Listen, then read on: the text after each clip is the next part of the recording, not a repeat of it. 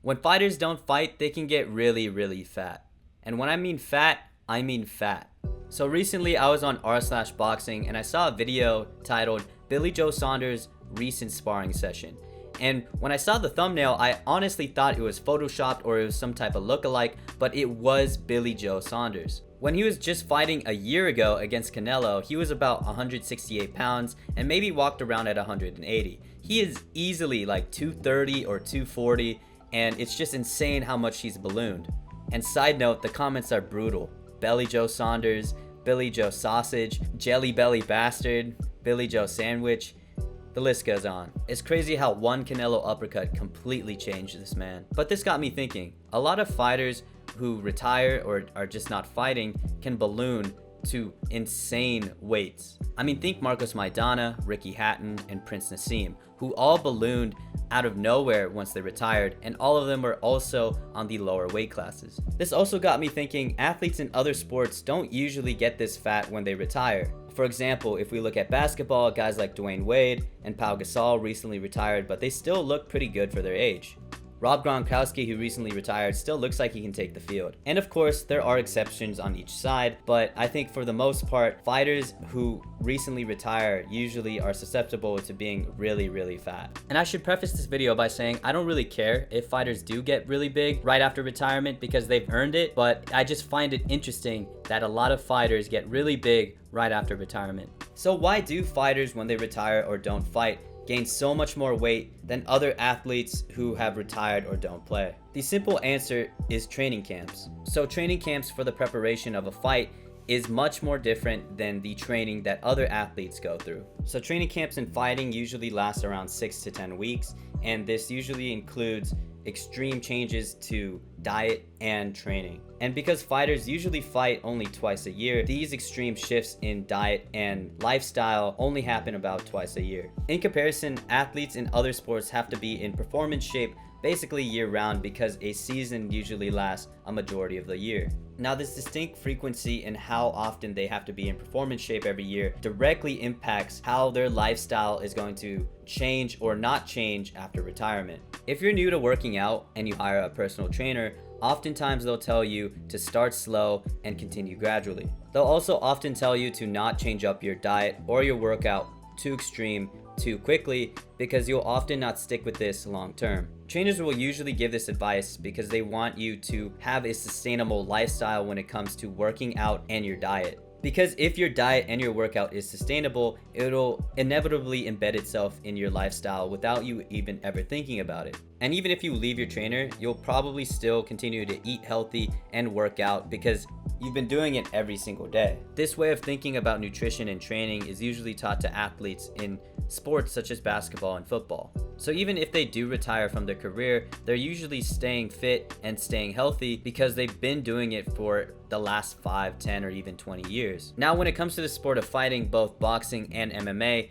it's practically the polar opposite. Because fights happen so infrequent during the year, their transition to performance shape is not gradual at all. A very well-known and extreme example of this is Paddy Pimlin. I don't know why he does this to himself, but he fights in the lightweight division in the UFC, which is 155 pounds, and he usually walks around at 200 to 205. Absolutely insane. Because training camps usually don't happen throughout the whole year, and he only has to be in performance shape only twice a year, he can get away with eating whatever he wants and not working out in between those training camps. Now, it should be noted that Paddy Pimblett is such an extreme case. I think most fighters don't want to dig themselves that deep of a hole to try to get out of once training camp starts. But I would imagine most fighters are lax when it comes to their training and their diet, just because they don't have to be in performance shape all the time. So because of the extreme fluctuation of their diet, their workout, and their training, none of this is embedded into their lifestyle. So by the time it comes to retirement, they're just going to continue to have a lax diet, or maybe even eat whatever they want, considering that they're retired, and they're probably not going to work out anymore. And they'll never experience another training camp to reset all of their bad habits. So besides the physical aspect of training camps, I think there's a very underlying mental aspect of training camps as well that affects a fighter's weight. Usually athletes in other sports will never have to endure an extreme weight cut like most fighters do in boxing or MMA. Most athletes usually walk around at the same weight they perform at, but fighting is this rare instance where most fighters usually walk around much heavier than what they perform at. Now I might make another video on why fighters cut down so much weight to fight at a lower weight class, but it's not unusual for fighters to cut 10, 20, or even 30 pounds before weigh-ins. They're also doing this weight cut only days before the weigh-ins. A good example of this is Jorge Masvidal's video of him losing 20 pounds in 6 days before his fight against Kamaru Usman.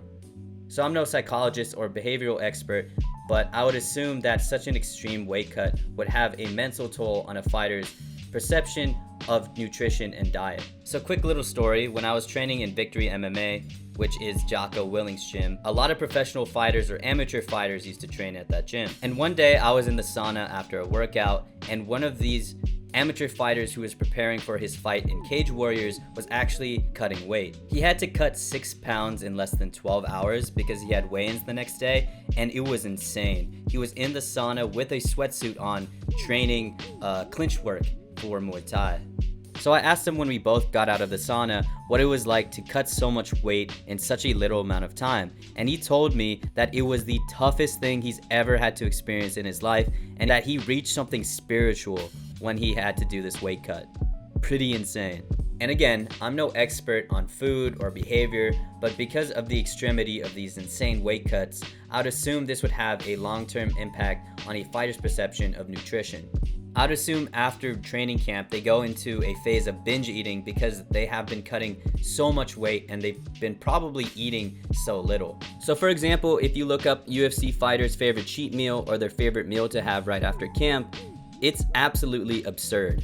From chicken inside of Krispy Kreme donuts, to candy, to burgers, to pizza, you name it, they eat it all, and they eat large quantities of it because they've been on such a strict diet with super bland food and super little quantities. And I would think they justified this to themselves because they went through basically hell, mentally and physically.